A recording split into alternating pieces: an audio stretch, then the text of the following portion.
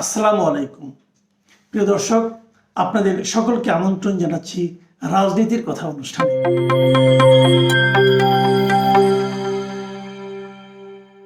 এতদিন একটা মানে অভিযোগ ছিল, অভিযোগটা আওয়ামী লীগের নেতারাই করতেন যে বিরোধী দল বিএনপি নাকি সবসময় মানে বিদেশিদের কাছে ধর্ণা দেয়, নানা রকম অভিযোগ করে, সরকার সম্পর্কে করে, নির্বাচন সম্পর্কে করে। এবং এই অভিযোগটা আওয়ামী লীগের বিভিন্ন নেতা বিভিন্ন সময়ে নানাভাবে আকারে ইঙ্গিতে বিভিন্ন সভায় মুখ টুক বিকৃত করে উচ্চারণ করতেন এবং বিএনপিকে হেয় প্রতিপন্ন করার চেষ্টা করতেন। গ্রামে একটা প্রবাদ আছে, আমরা ছোটবেলায় শুনেছি যে যে যারে নিন্দে সে তারে পিন্দে। মানে আপনি যা নিন্দা করছেন, যে বিষয়টা নিয়ে নিন্দা করছেন, সেটা ঘুরে ফিরে আপনার জীবনে আসে। তো আমরা কি দেখলাম? বুধবার দিন সকালে মার্কিন রাষ্ট্রদূতের বাসভবনে আওয়ামী লীগের একটা প্রতিনিধি দল গিয়েছিল। এবং এটা কোনো ছোটখাটো প্রতিনিধি দল না। অনেক সময় এমন আমি বিএনপি আওয়ামী লীগের নেতৃবৃন্দের মুখে শুনেছি, রাষ্ট্রদূত তাদের পজিশন কি, তারা কি খুব বড় কিছু, তাদের কাছে যেতে হবে কেন?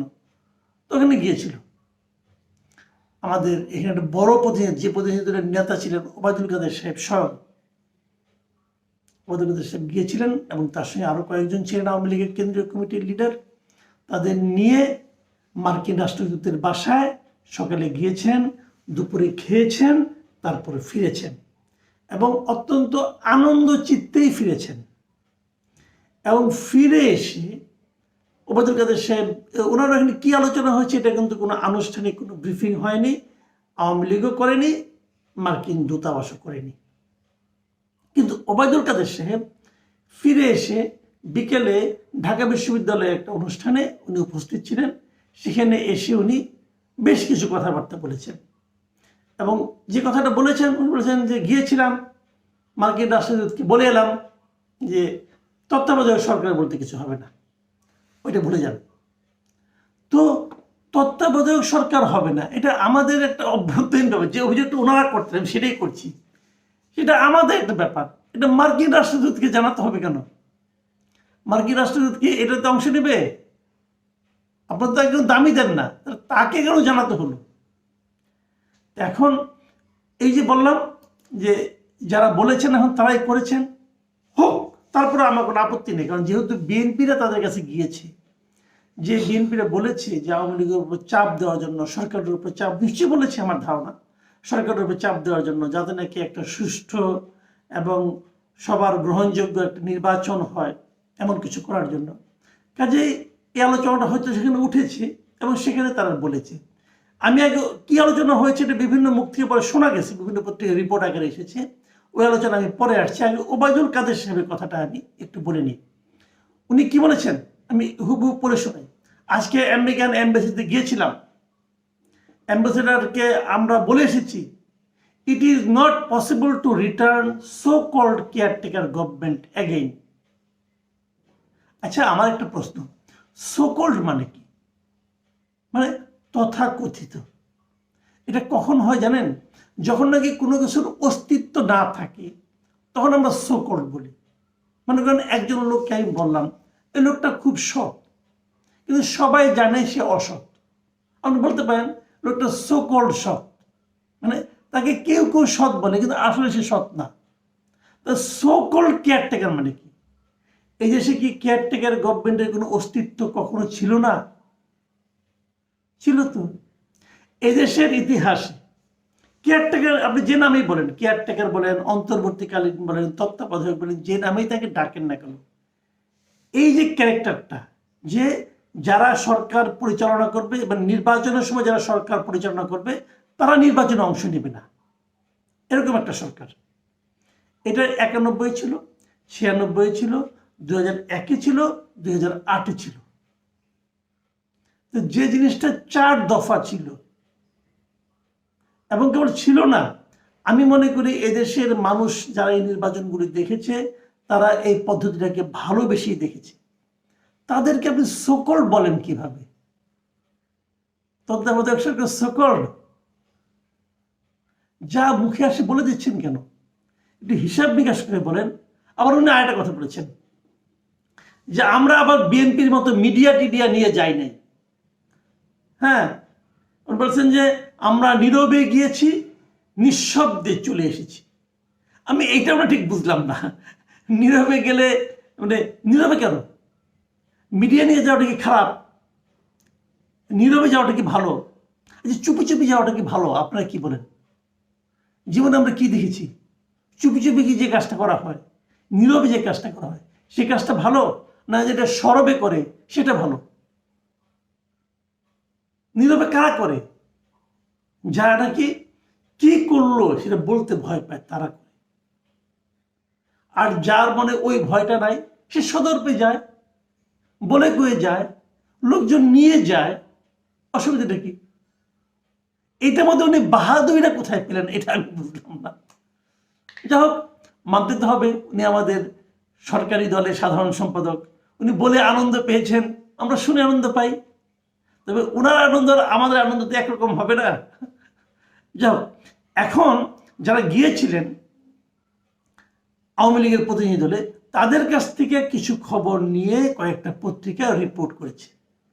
সেই রিপোর্টের মধ্যে ওখানে কি আলোচনা হয়েছে সেটা একটু জানা গেছে। সেটা হলো যে পিটার হাস তাদেরকে জিজ্ঞাসাই করেছিলেন যে বিএনপি বলছে যে একটা অংশগ্রহণমূলক নির্বাচন, সেই ব্যাপারে আপনারা কি করেছেন। তো সেই বিষয়ে তারা কি বলেছে একটু শুনেন। যে তারা বলেছে যে তত্ত্বাবধায়ক সরকার ব্যবস্থাটি আওয়ামী লীগেরই আন্দোলনের ফসল, সব আওয়ামী লীগের আন্দোলনের ফসল। তো ফসল এখন কাইটা তারা মারাই করে দিচ্ছে আর কি, ফসলে বোধ যাবে না। আচ্ছা, আওয়ামী লীগের আন্দোলনের ফসল, কিন্তু বিএনপি 2001 ও 2006 সালে তত্ত্বাবধায়ক সরকার ব্যবস্থার অপব্যবহার করেছে।